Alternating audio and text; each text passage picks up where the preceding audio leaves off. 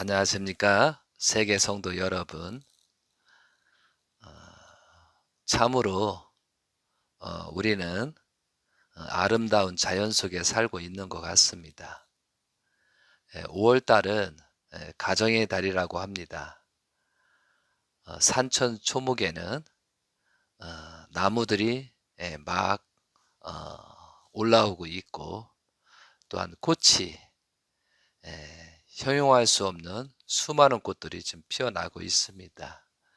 하나님께서는 우리에게 이 꽃을 보고 자연을 보면서 행복해지기를 기대하고 있습니다. 정말로 자연을 보면서 하나님께 기쁜 감사를 올립니다.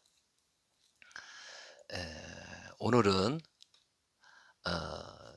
철력 2023년도 3월 25일, 양력 5월 14일 성일 일요일이 되겠습니다.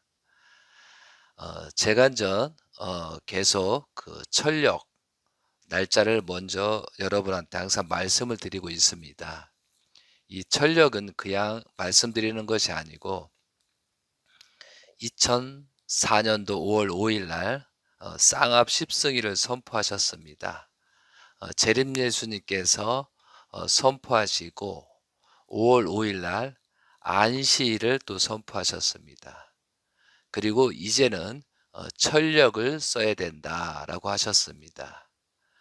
그래서 양력으로 우리가 쓰고 있잖아요. 그 양력은 가인이고 음력은 아벨이다. 이제 가인 아벨을 넘어서 하나님을 중심 삼고 후천 계백 시대를 열어가는 그런 입장에서 철력을 써야 된다. 철력이나 음력이나 같지 않습니까? 그렇지만 철력의 기준이 새로운 후천 계백 시대를 열어가는 그런 것이다. 그래서 하나님의 일수를 정확하게 찾아야 된다. 그래서 철력이라고 하시면서 철력을 써야 된다라고 하셨습니다. 그래서 여러분이 참조로 아셔야 될 것은 특히 생일이나 애경사에 이 철력을 가지고 써야 됩니다. 철력을 가지고 날짜를 정하고 써야 되고, 특히 사람이 죽었거나 이제 성화했지 않습니까? 성화한 그 날짜를 기일을 정성을 들여야 되는데 이 철력을 가지고 해야 됩니다. 양력으로 하게 되면은 연계와 코드가 맞지 않기 때문에 이 철력을 가지고 생활하고 철력을 날짜를 정해서 그렇게 생일이라든가 또한 성화식 날짜를 기일을 하면 좋겠습니다. 자, 오늘의 말씀의 제목은 왜 자존심을 버려야 하는가? 왜 자존심을 버려야 하는가? 이거에 대해서 자존심에 대해서 우리가 알고 있는 내용이나 하나님께서 바라시고 원하시는, 또한 사탄에서 어떤 유혹을 했는지 이런 것을 관찰해 보도록 하겠습니다. 이 자존심이 어떻게 생겨났느냐, 이것부터 우리가 알아야 되겠습니다. 여러분들이 전부 다 자존심이 있다고 하죠. 그리고 너는 자존심도 없느냐? 왜 그렇게 사느냐? 뭐 그렇게 합니다. 근데 이 자존심이라는 단어 자체가 문제가 있다는 거죠. 그런데 이거와 반대로 자존감이 있습니다. 자존감. 그러니까 자존심과 자존감의 차이점이 뭔가, 이것을 한번 알아보고 내 자신은 어떠한 입장, 이 자존심을 어떤 입장으로 취하고 있고 행동하고 있는가, 이거에 대해서 자기 스스로 진단하는 시간이 됐으면 좋겠습니다.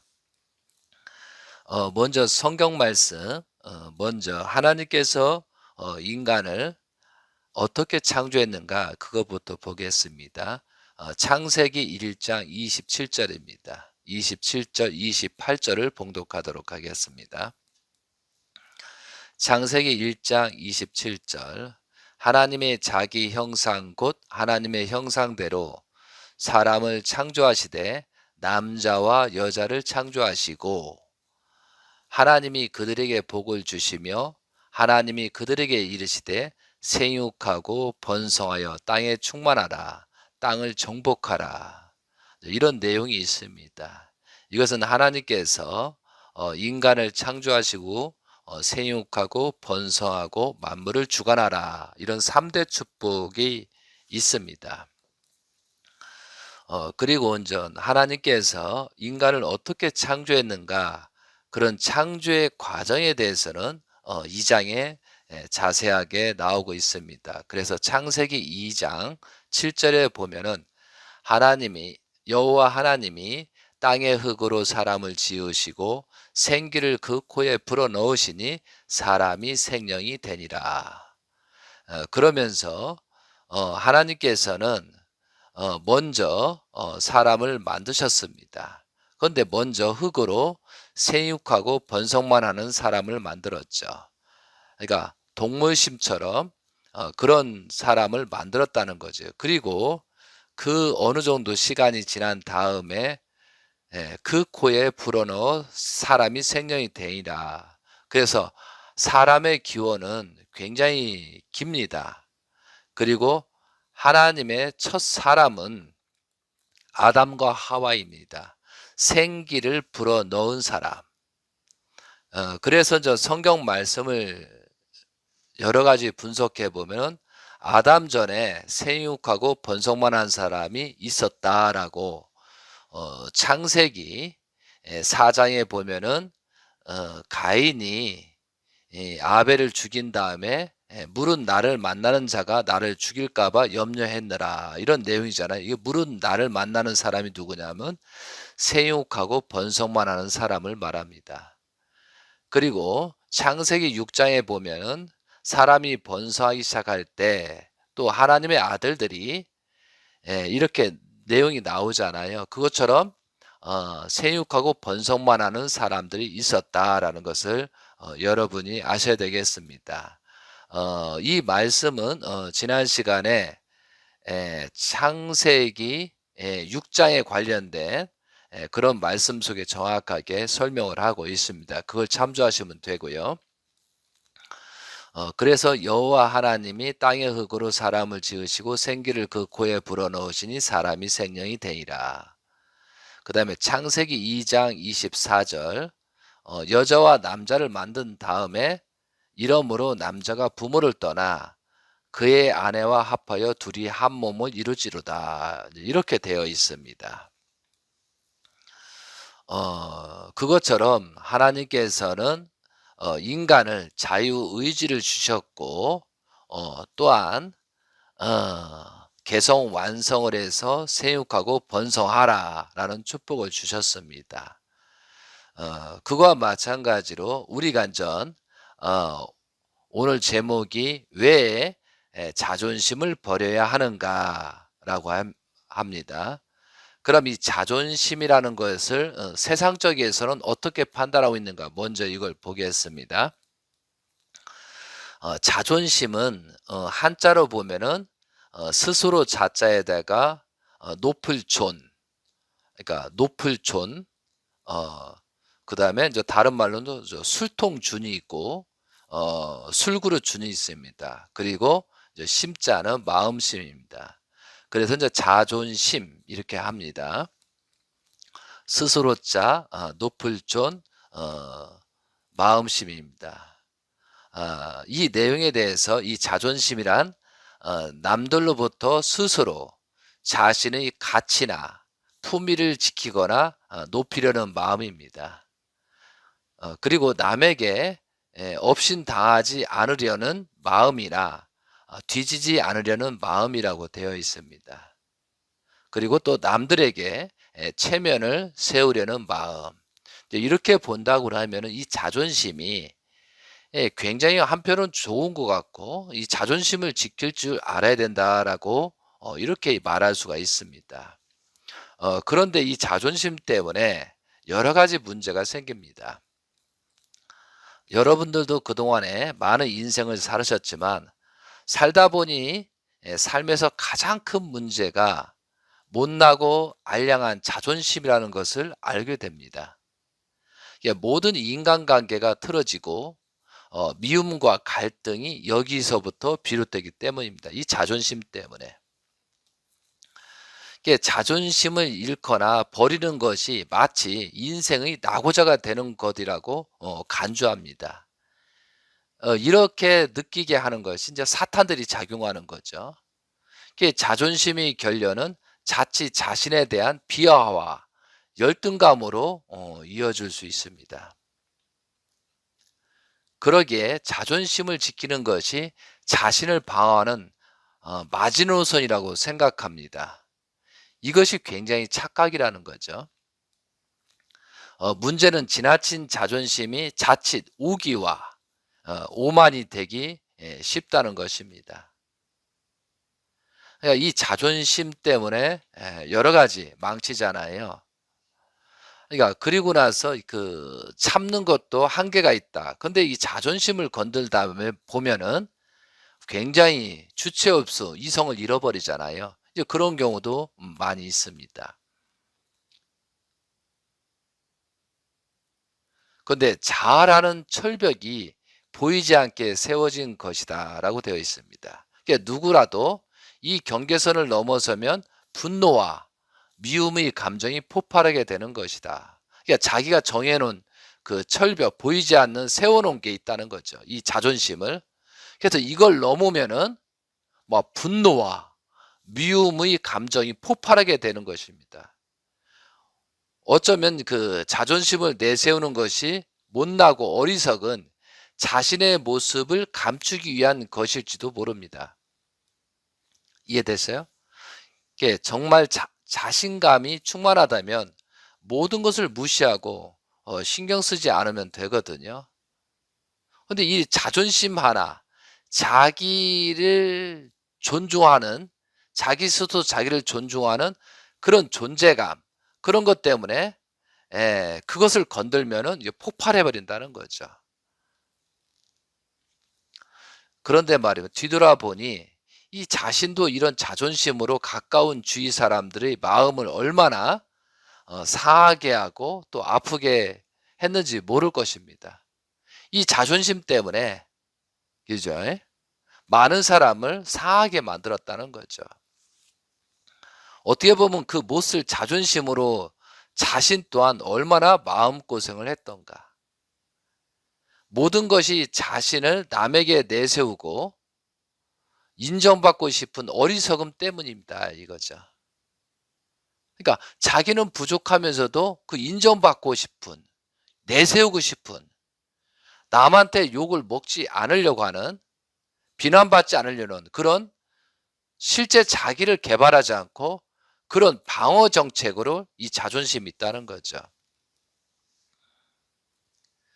그러기에 이제 선뜻 자신의 잘못을 또 인정하고 용서를 구하기가 또 어렵습니다. 이 자존심이 강한 사람들은.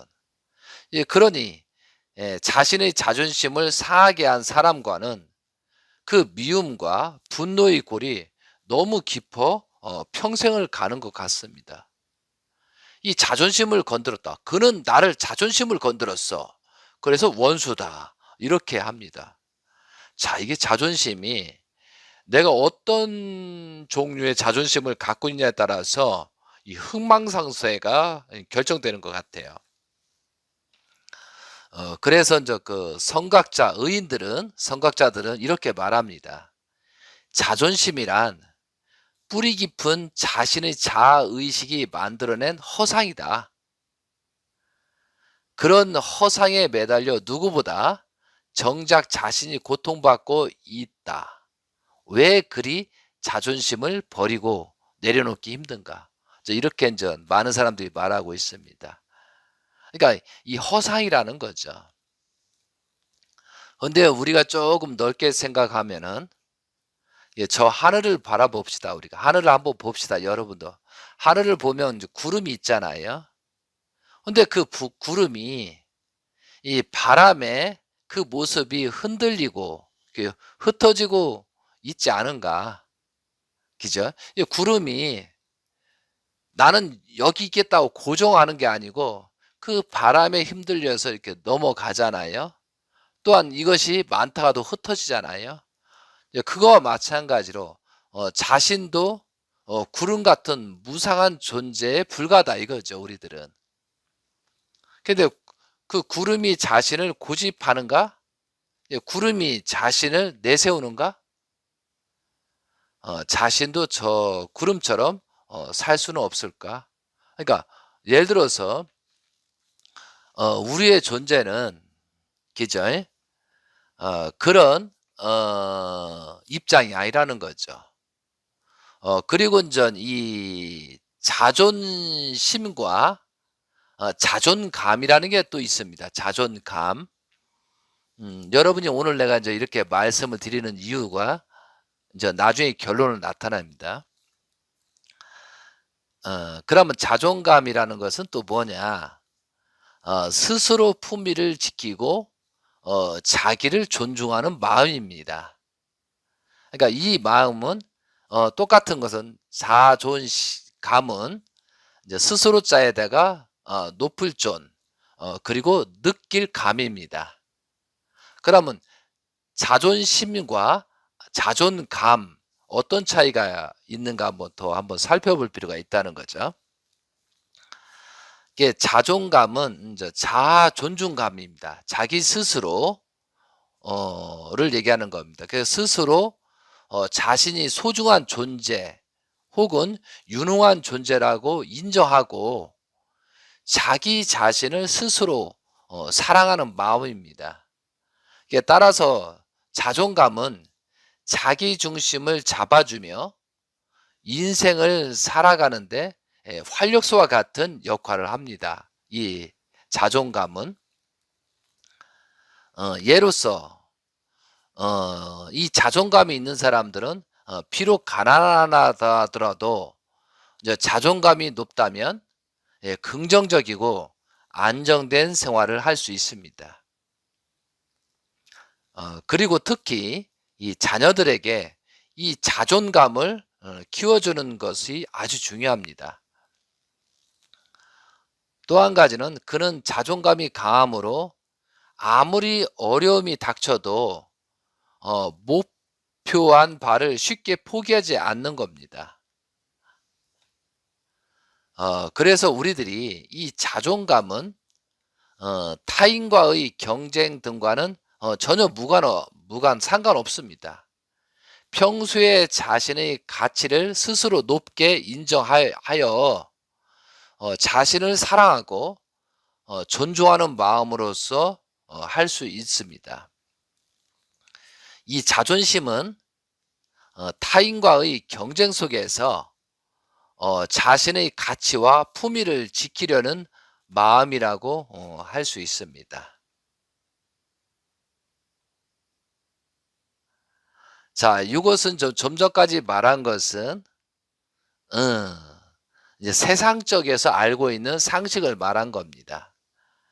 그러면 자존감, 자존심의 차이, 그죠? 자존감과 자존심은 모두 자신을 존중하는 마음이라는 공통된 의미는 지니고 있지만 자존감은 타인과의 경쟁과 상관없이 평소 자신의 가치를 스스로 높게 인정하는 마음이고 자존심은 타인의 경쟁 속에서 자신의 품위를 지키려는 마음으로부터 할 수 있습니다.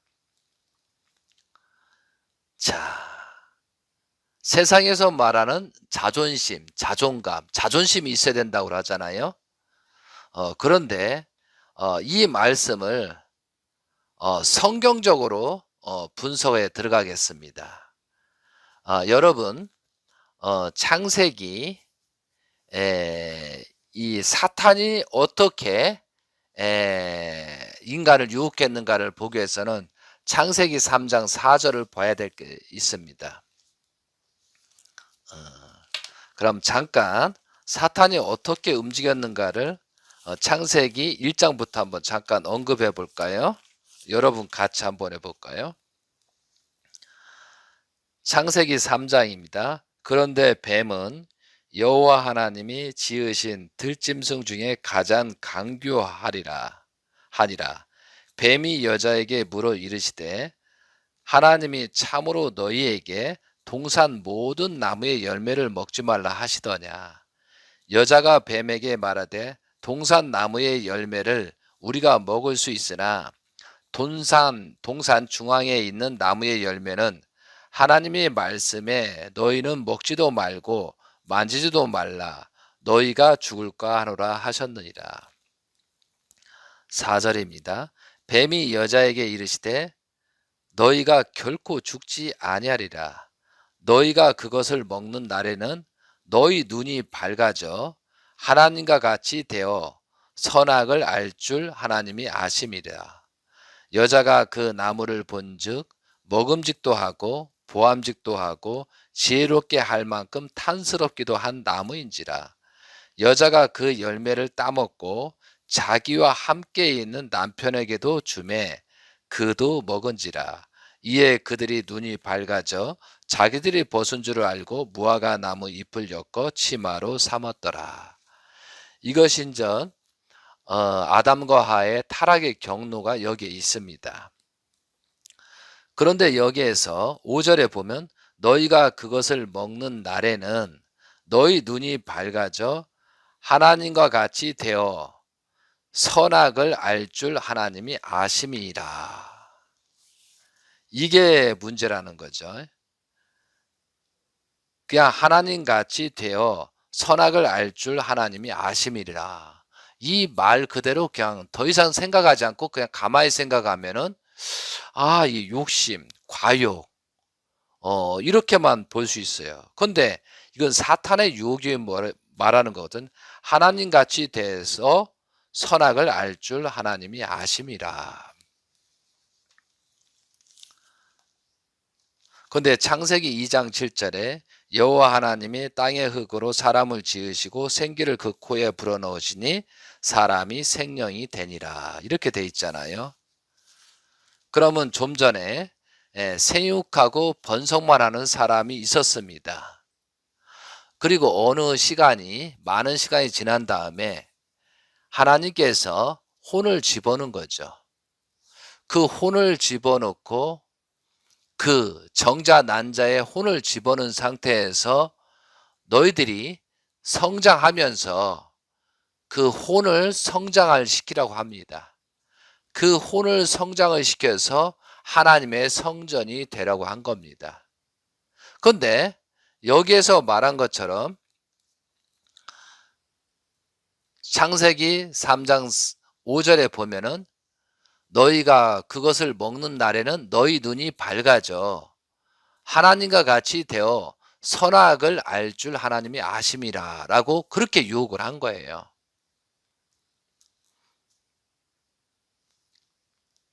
여기에서 여러분들이 이 사탄의 정체를 잘 파악을 해야 우리가 세상에서도 유혹에 빠져나가지 않습니다.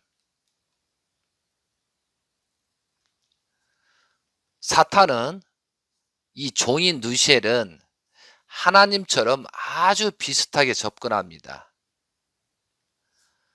어떠한 때는 99% 정도 가깝게 접근합니다. 그러니까 아담과 하와가 분별하지 못하도록 거의 하나님 같은 행동을 합니다.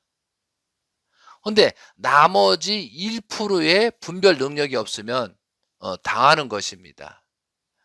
세상에도 마찬가지예요.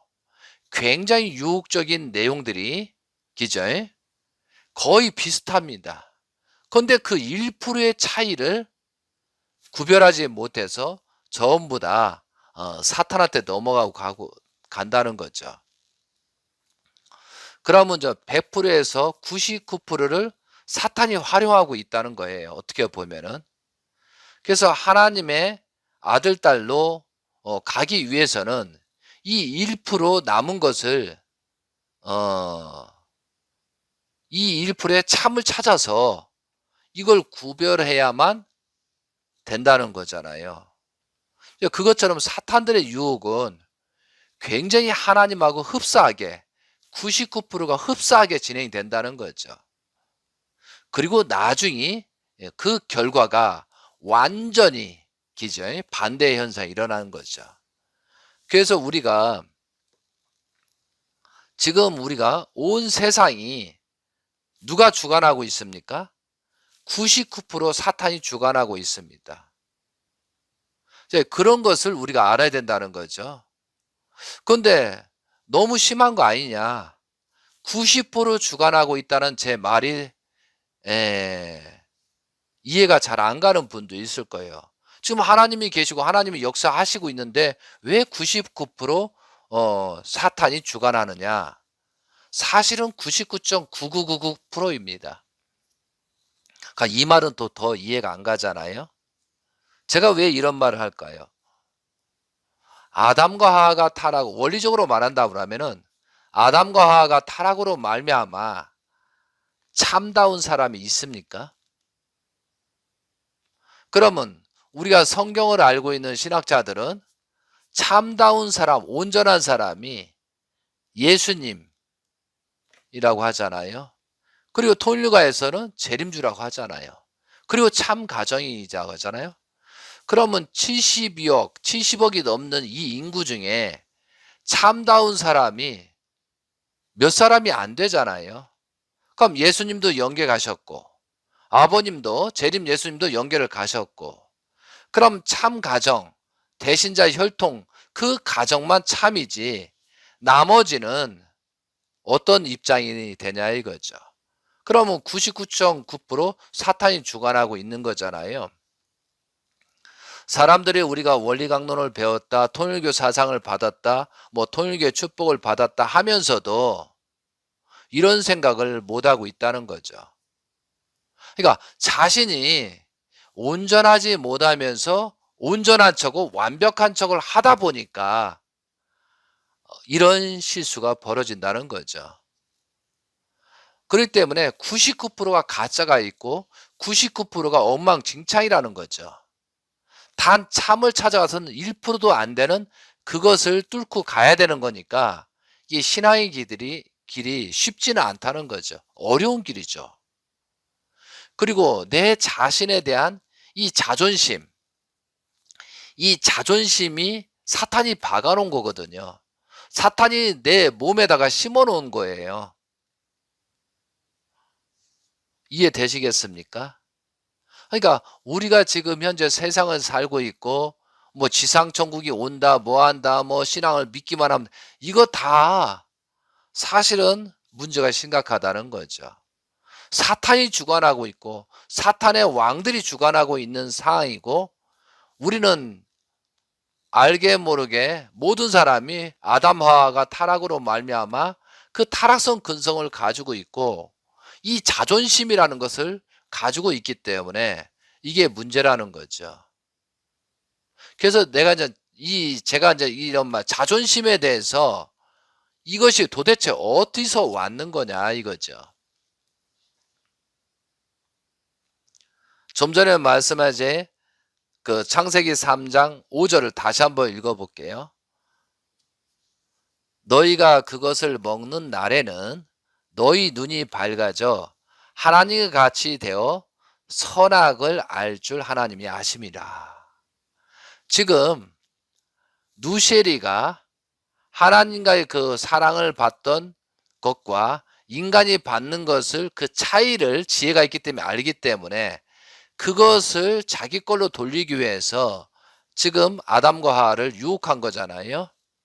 그런데 그 유혹하는 방법에 있어서 어떻게 하고 있는가를 우리가 잘 해야 되고 그것을 알아야 사탄들이 어떻게 유혹하는지 어떻게 말을 하는지 어떻게 나를 시험하고 끌고 가는지 이런 것을 구체적으로 알아야 대처가 가능하다는 거죠. 사탄은요, 먼저 하나님을 따르지 말고 나를 따르라. 하나님은 너무 힘드니까 나를 따라라. 이렇게 했을까요? 안 했을까요? 그렇게 하면은 벌써 아담과 하와가 미완성기지만 그 정도는 판단할 수 있기 때문에 하나님의 그 사랑을 계속 받고 있기 때문에 사탄의 유혹에 빠지지 않습니다. 그러면 사탄은 그 유혹을 하기 위해서 어떤 방법을 취했느냐 이거죠. 어떻게 했을까요, 여러분? 그런데 우리가 창조 목적을 여러분이 아시잖아요. 아담과 하와가 성장 기간 동안에 개성을 완성을 해서 하나님의 성전이 돼야 됩니다. 하나님의 성전이 되고 하나님이 쓰실 수 있는 몸, 하나님이 거할 수 있는 몸, 하나님이 아담과 하와를 통해서 온 피조 만물을 주관하고 또한 실체적으로 그 영향력을 펼치는 것이 아담과 하와의 몸이거든요.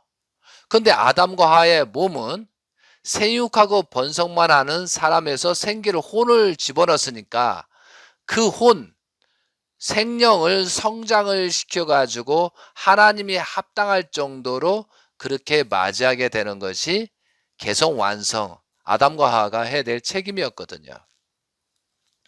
그런 성장 과정에 있었다는 거죠.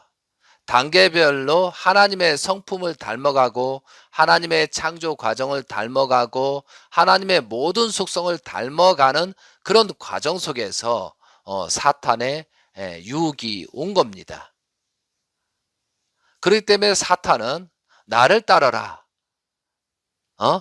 내 밑에 있으면 모든 것을 다 주겠다. 이런 식으로 하지는 않는다는 거죠. 그래서 우리는 세상도 마찬가지 사탄이 1단계, 2단계, 3단계, 4단계라면서 10단계까지가 있으면서 그 절차대로 우리를 유혹하고 있다는 거죠. 근데 그 1단계의 유혹이 뭐냐? 사탄이 어떻게 했겠어요, 여러분? 이렇게 얘기를 한 겁니다.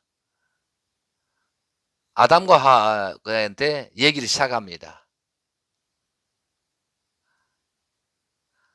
지금은 아담과 하와가 성장 기간이잖아요. 그러면 생육하고 번성만 하는 기저에 그런 어떤 쉼이 있었습니다. 생육하고 번성만 하는 그런 동물도 마찬가지, 식물도 마찬가지, 모든 피조 만물이 그 쉼이 있잖아요. 근데 너는 누구의 소유물이 아니다. 이제 사탄이 그렇게 유혹하는 거야. 너는 누구의 소유물이 아니다. 너는 너 스스로 주인이 되어야 한다. 이렇게 미완성기에 있는 아담과 하와에게 하나님께서는 아주 자연스럽게 유혹을 했다는 거죠. 자, 봐라. 지금 만물들을 보고 동물들을 보고 모든 식물들을 보면은 자기 나름대로 자기가 살아가지 않느냐. 너도 그렇게 살아가라. 하나님의 성전이 되지 말고 하나님의 성전이 되면 하나님이 주관하려고 하는 거니까 하나님이 주관하면 너의 자유와 모든 것을 뺏어 가니까 너 스스로 주인이 돼야 된다. 너 스스로 해야 된다. 이렇게 유혹을 했다는 거죠. 단순히 뭐 선악과를 먹고 탈선 그런 과정이 아니고 먼저 마음적인 이런 내면의 세계를 그런 식으로 유혹을 했다는 거죠.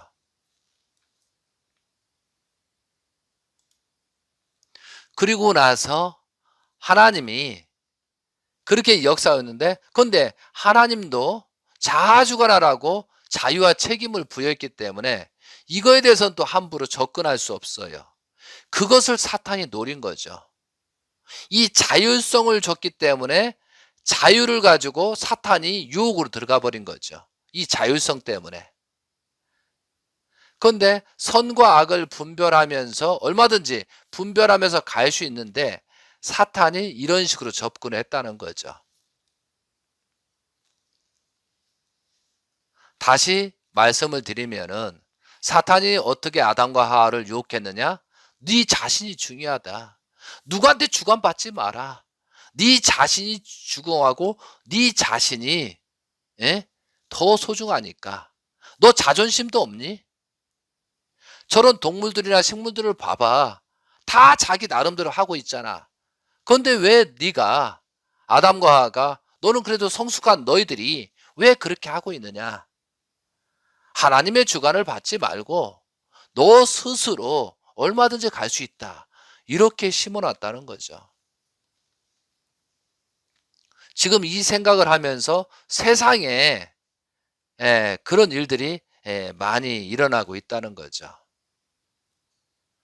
그리고 또 사탄이 무섭게 작용을 한 게 아니고 뭐 악마, 마귀 뭐 이렇게 뭐 영화나 그런 거 보는데 실제 안 그래요.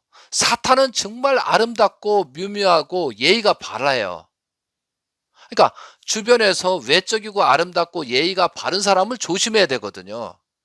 그런데 그렇게 하게 되면 사탄이 발각되기 때문에 이 사탄들이 말이에요. 사탄들은 악하고 흉측하고 무섭고 잔인하고 이렇게 만들어 버렸다는 거죠. 이해되죠? 정말로 악하고 그렇게 무식하고 기죠 두렵고 무섭고 그런 존재로 있다면 누가 그거 따라가겠느냐 이거죠. 안 따라가잖아요. 근데 사탄은 정반대거든요. 아름답고 멋있고 예의 바르고 모범적이고 그런 속에 정말 사탄이 있다는 거죠. 제 말이 맞아요, 안 맞아요? 그러니까 사탄이 구분을 못하게 사탄을 악하고 무섭고 잔인하고 포악하게 그렇게 만들어 놓았다는 거죠. 짐승도 뭐 악하게 만들어 놓고. 그렇게 그림이나 영화나 그렇게 하니까 우리 자신들은 그와 반대로 예의 바르고 착하고 뭐 조금 모범적이고 열심히 하는 사람 그런 사람을 분별력이 없는 거예요, 이 사탄이. 우리가 분별력이 없게끔 만든 거죠. 이것이 사탄의 작전이라는 거죠. 그러니까 저 대신자 천일국 왕님께서는 할리우드 뭐 그죠? 뭐 멋있게 생겨 그런 놈들을 조심해라라고 한 이유가 거기에 있다는 거죠. 그래서 사탄은 외적으로 참 아름답고 예의 바르고 우리가 혹할 만큼 유혹될 만한 그런 존재로 지금 있다는 거죠.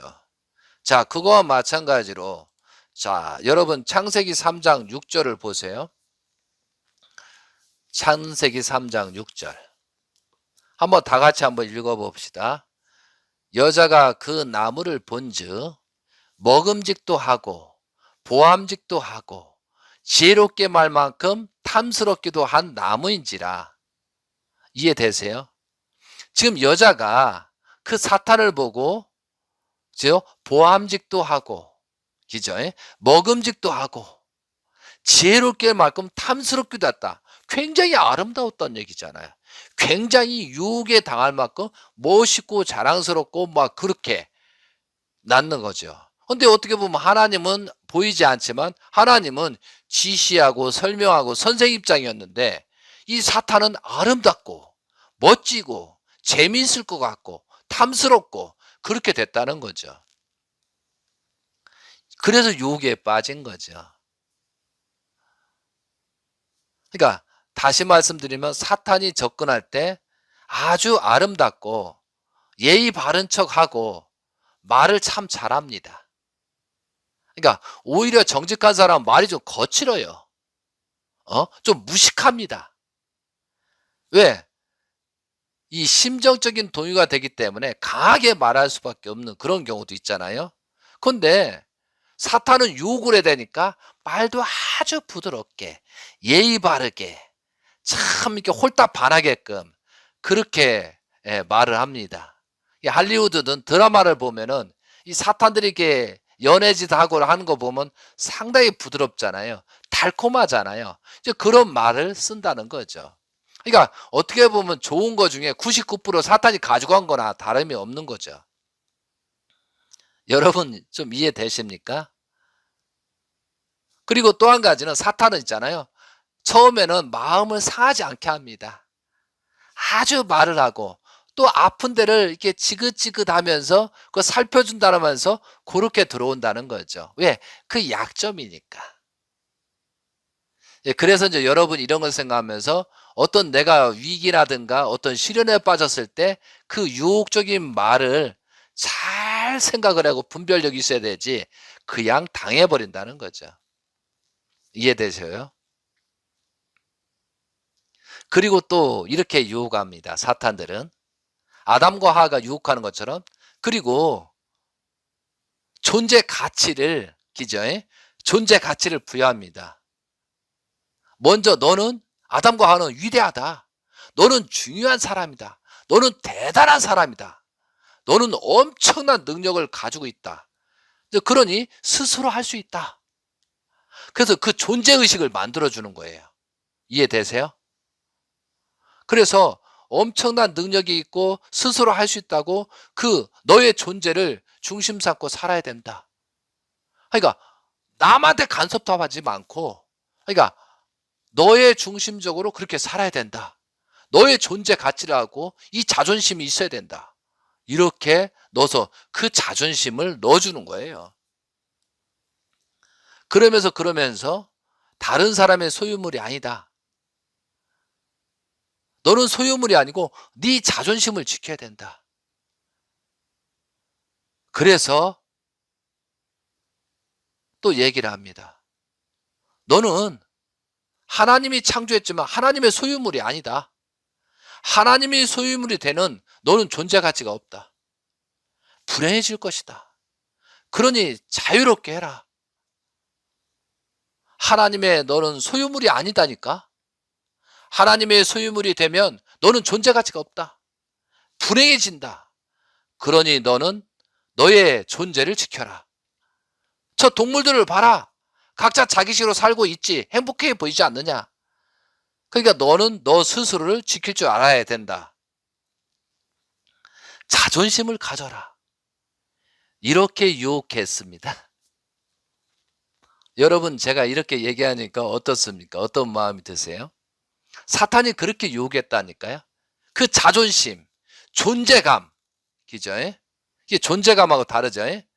그 하나님을 성전을 만들어야 되는데 자기를 성전으로 만들어가는 그런 작용이 사탄이 시작됐다는 거죠.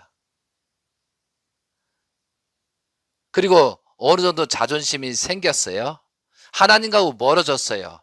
그러니까 하나님과 멀어진 그런 그 사이에 접근을 사탄이 유혹적으로 들어가기 시작한 거죠. 그러니까 일단은 하나님과 멀어지기 위해서, 하나님과 멀어지게 만들기 위해서 그 자존심을 넣고 네 스스로를 동물심을 가지고 살아가게끔 그렇게 유혹을 빠뜨린 거죠. 그리고 하나님과의 관계가 멀어지면 멀어질수록 그 사이를 사탄이 채워 나갔다는 거죠. 그게 결국은 탈선까지 간 거죠. 이것이 우리가 사탄을 알아야 되고 사탄의 정체, 사탄이 어떻게 유혹하는 것을 우리가 알아야 된다는 거죠. 여러분, 이렇게 저처럼 생각해 본 적이 있습니까? 그래서 우리가 나 자신을 많이 생각을 해야 된다는 것이죠. 그리고 말이에요. 그래도 이제 우리가 세상사에 부자지 관계, 이게 부자지 관계가 있잖아요. 그래도 부모와 자식 간의 정, 이것을 이제 말살하는 방법이 공산주의잖아요. 그래서 전 공산주의가 지금 봐봐, 아거지 탄광, 그죠? 그래서 그 엄마 아버지는 군인이나 노동을 하게 만들고 그 애들 요양소, 애들 보호소를 만들어 가지고 거기서 가치관, 사상 그런 교육에서 어버이 수령이라고 그렇게 가르치잖아요. 이것을 어렸을 때부터 가르쳐 놓으니까 애들이 다 그렇게 돼버리는 거죠. 그리고 부자의 관계, 그 부모와 자식 간의 정을 끊어버리고 형제의 정을 끊어버리는 방법 중에 기절, 북한에서는 철저히 아동 보호소를 어린 아이부터 그렇게 시키고 있다는 거죠. 그거와 마찬가지로 자녀는 부모가 키워야 되거든요. 그게 지금 우리가 경제복지다 뭐다 해서 어느 정도 성장할 때까지는 자녀하고 부모와 같이 있고 정을 나눠야 되는데 지금 정치적으로 그렇게 공약이 사탄처럼 들어가서 아동 보호선이 뭐 어린이집이니 그런 거에서 자녀와 자식, 애기와 부모와의 관계를 멀리하게 만드는 그 정이 안 들게 만들잖아요. 이것은 큰 문제점이라고 보고 있어요. 공산주의를 닮아가는 문화예요. 그러면서 경제복귀다 뭐다 투입하고 이게 경제복귀는 노동 가치설이잖아요. 그러니까 노동이 먼저지 부자의 관계를 끊어버리는 그런 게 있기 때문에 저는 어떻게 보면은 현재 그 애들을 많이 낳기 위해서 뭐 한다? 그러기 위해서 뭐 어린이집을 만들고 뭐 한다? 그것은 엄청난 잘못된 정책이라고 볼 수 있습니다. 오히려 아기를 낳으면은 부모와 가까이 부모로 할 수 있는 그런 조건이라든가 그런 환경을 만들어 주는 게 아니고 오히려 부모와 자녀의 관계를 아이와의 관계를 분립하는 그리고 정부에서 가르쳐 주는 그런 이상한 교육을 하고 지식적인 거 심정적인 게 아니고 지식적인 거 어떤 뭐 영어나 뭐 외국어라든가 그렇게 가르쳐 주잖아요. 가장 중요한 것은 부모의 심정이 들어가고 사랑이 들어가고 이제 그런 조건을 만들어 줘야 되는데 이것이 문제라는 거죠.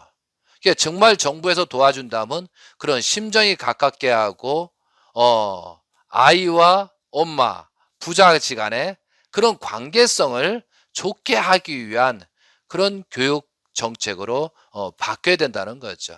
그래야 온전한 삶이 된다는 거죠. 그러다 보니까 언제부터 어린이집이 생겼고 어린이집까지는 뭐 그래도 한 6살, 7살 잠깐 갔다 오는 건 괜찮지만 아기 뭐 2살부터 그런 조건을 세운다는 것은 그런 위해서 현재 지금 자녀들이 성장한 애들의 모습이 참 여러 가지가 문제가 많이 생겨서 정의라는 게 없다는 거죠. 이런 부분은 우리가 심각하게 생각해 볼 문제라는 거죠. 그러니까 내 자녀를 키울 때 어떻게 키울 것이냐, 내 자녀를 심정적으로 어떻게 키울 것이냐, 이게 문제잖아요. 그러니까 공산주의 사탄들이 가장 유혹하는 부분이 그런 부분이라는 거죠. 그래서 공산주의는 북한에는 부자의 관계를 끊어버리고 어머니와 아이의 관계를 끊어버리기 위해서 요양보호소가 있다는 사실. 그것이 정책적으로 그렇게 하고 있잖아요. 예, 그것이 좋은 것이 아니라는 사실을 말씀을 드립니다. 그리고 우리도 마찬가지예요. 지금 사탄들이 지금 하나님의 관계를 끊었어요. 하나님의 관계를 자존심을 넘어서 끊은 다음에 이제 부자의 관계, 부모와 자식 간의 관계를 끊어버려야 되거든요. 그러면서 세상에서 이런 말이 돕니다. 세상적인 사탄의 작전이 부자의 관계를 멀게 만들거든요. 그러면서 말합니다. 너희 아버지는 어머니는 9세대이다. 너하고 세대 차이가 난다. 너를 주관하고 소유물로 생각한다. 너희 부모는 말이다. 너를 이용해서 꿈을 성취하려고 한다. 너를 위해서가 아니고 부모의 꿈을 성취하기 위해서 그렇게 하는 것이다. 그러니까 너는 부모한테 떨어져 나가야 된다. 이렇게 설명하고 있다는 거죠. 제 말이 맞아요? 안 맞아요? 지금 학교에서도 이렇게 가르쳐 주는 사람이 있어요. 너는 부모의 소유물이 돼서는 안 된다. 그러면은 소유물이 되면 너의 인생은 불행해진다. 이것을 벗어나 너의 욕망과 꿈을 펼쳐야 된다. 이런 식으로 사탄의 1단계 분립을 시키는 작업을 합니다. 그리고 이것이 부모와 자식, 부자지간 간에 심정이 끊어진 상태에서 그때부터 사탄이 들어가기 시작한다는 거죠. 그래서 모든 것이 지금이 우리가 그 선과 악을 분립하고 내 스스로 그 진단하면서 그걸 분립해 나가는 그런 의식이 필요하다는 거죠. 그러니까 자존심은 누가 박아놨어요? 누가 우리한테 심었어요? 사탄이 심어놓은 것입니다. 그러니까 사탄이 심어놨기 때문에 이걸 굉장히 조심하고 이걸 다 빼버리고 이 자존심에다 뭘 집어넣어요? 하나님을 집어넣어야 된다는 거죠. 하나님의 마음, 하나님의 품성, 하나님의 심정을 집어넣어야만 우리가 살아가는데 행복이 추구된다는 거죠. 이 사탄이 심어놓은 이 자존심을 버려야 됩니다.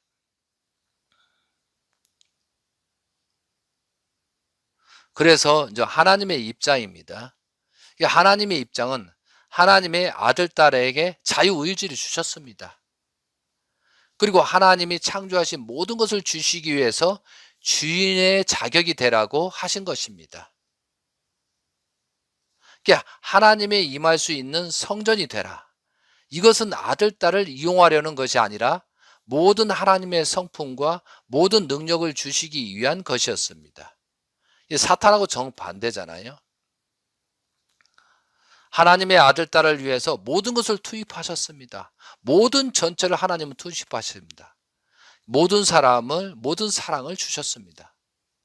그리고 그것을 담도록 하기 위하여 책임 분담, 개성을 완성하라고 하셨습니다. 자유의지를 주신 거죠. 하나님의 책임도 있듯이 인간에게서 책임을 줌으로써 주인의 자리, 아들, 딸의 자리를 누구도 침범하지 못하게끔 창조의 질서를 정하시기 위해서 책임 분담을 주신 거다 이거죠. 창조의 질서, 아담의 위치, 해와의 위치를 기존에 만들어주기 위해서 책임 분담을 준 거다 이거죠. 이용하려고 한 게 아니고. 여러분, 이 복귀섭리에 탕감 복귀섭리가 있습니다. 그러니까 우리가 복귀섭리의 탕감 복귀섭리는 하나님으로 돌아가기 위한 절차의 조건이거든요. 그러니까 지금 통일교든 가정연합의 사람들이 이제 승리했으니까 탕감 조건이 없는 시대라고 말합니다. 이것은 완전히 사탄의 유혹에 빠져 선악을 분별하지 못하게 말하는 것입니다. 그러면 쉽게 해서 이렇게 복받게 된 것을 기저에 당연한 것이니까 이제 탕감 조건 세울 필요가 없다. 이렇게 유혹을 하는 거죠. 그래서 이제 우리들이 생각을 깊이 해야 됩니다. 이 자존심을 버리자. 한번 해봐. 자존심을 버리자.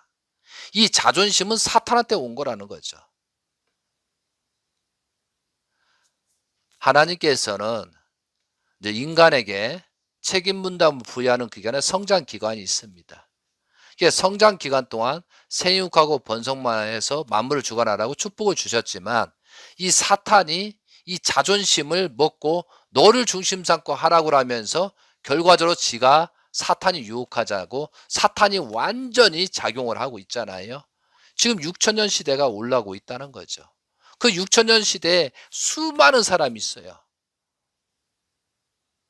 그럼 이 6천년의 타락한 세계에 무지하고 기저에 그냥 뭣도 모르고 살아온 사람들이 이 무책임한 행동에서 거기에 자존심이 또 생겨났다는 거죠.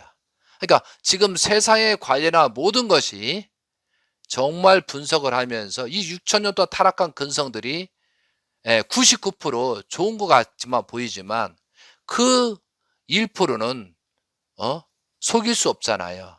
그렇기 때문에 우리가 하나님의 아들, 딸로 가는데 생각, 판단, 모든 기준을 어떤 기준을 세우고 갈 것이냐. 이 자존심을 버려야 된다는 거죠.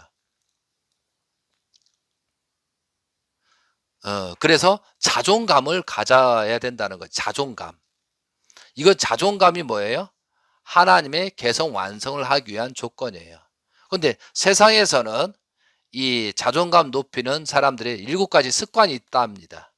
첫째는 남과 비교하지 않는 거. 또한 둘째로는 자신이 좋아하는 것을 즐길 줄 아는 거. 그 다음에 세 번째는 남의 기대감에 나를 맞추지 않는 거. 넷째는 새로운 일에 도전하는 것을 두려워하지 않는다. 그죠? 다섯째는 뭐 단순하게 생각한다. 뭐 여섯째는 긍정적으로 생각한다. 일곱 번째는 이제 고정관념이 과감히 버려야 된다. 이렇게 이제 세상에서는 말하고 있습니다. 그런데 이 자존감이라는 것은 어떻게 우리가 하나님의 심성을 담고 하나님의 마음을 닮아갈 것이냐.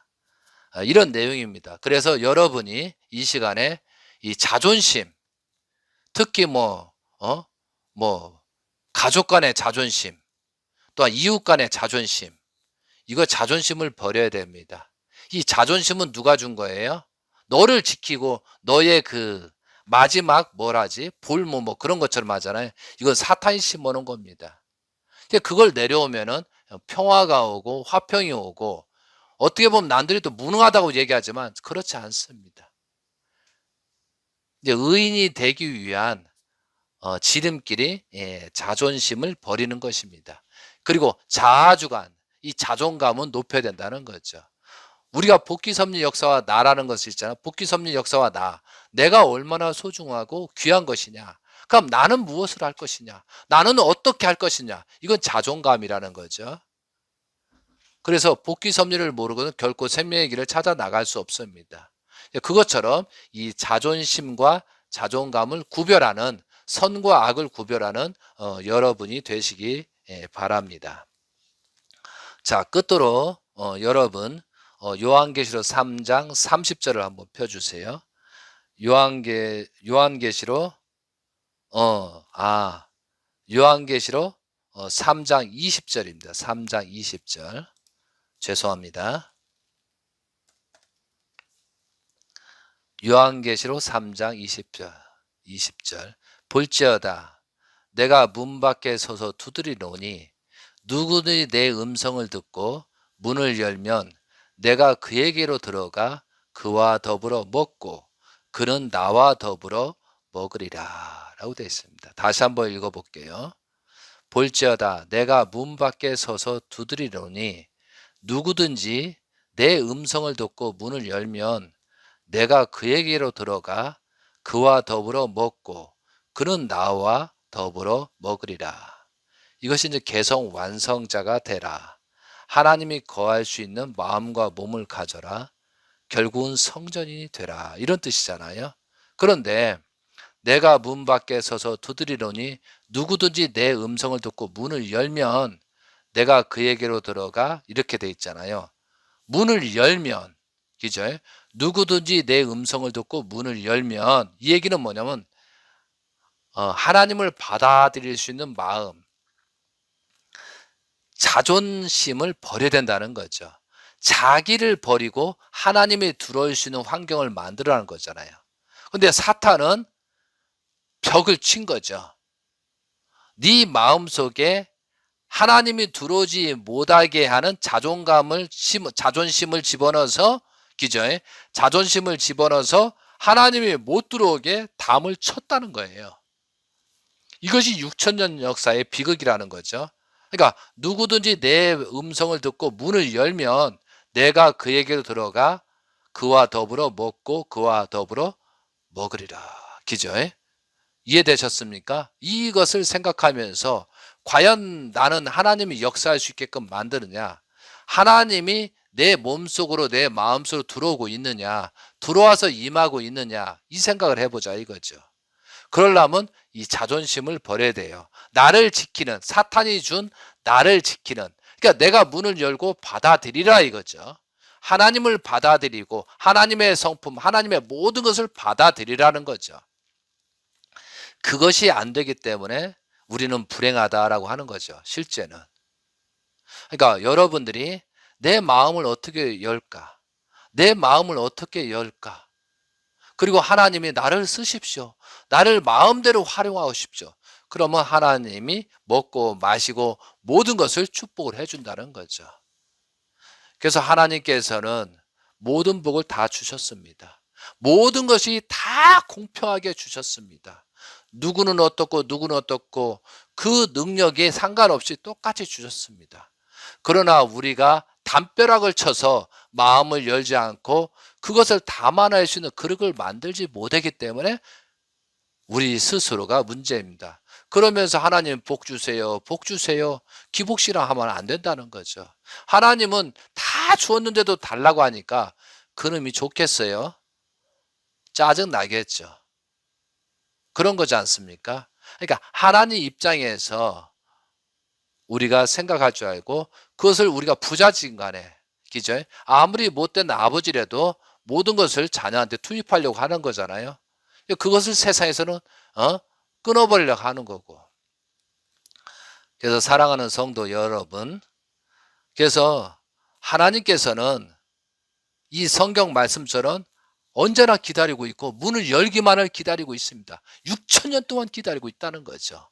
그런 심정을 알면서 죄송합니다, 회개합니다 하면서 문을 열고 하나님을 영접할 수 있는 여러분이 되시기를 바랍니다. 그리고 또 우리가 신앙생활하면서 그런 내용을 가지고 우리가 어떻게 살아갈 것이냐, 어떤 판단을 할 것인가, 그 자존심을 버리고 자존감을 가지고, 그죠? 예? 우리가 어떻게 살 것이냐. 그래서 우리가 선악을 하나씩 분립하면서 내 자신을 스스로 진단하면서 하나님이 들어오는, 하나님이 쓰고 하나님이 움직일 수 있는 그런 몸이 되시기를 바라면서 하나님의 축복이 여러분 가정, 여러분 개인에게 이제 온전히 임할 수 있는 여러분이 되시기를 바라면서 말씀을 마치도록 하겠습니다. 감사합니다. 하나님의 축복이 여러분의 몸속에 들어가서 임할 수 있고 축복해 줄 수 있고, 그러므로 하나님께 영광을 올리는 여러분이 되시기를 간절히 빌어 원하면서 말씀을 마치도록 하겠습니다. 하나님의 축복이 가득하여 주시옵소서. 아주 아멘.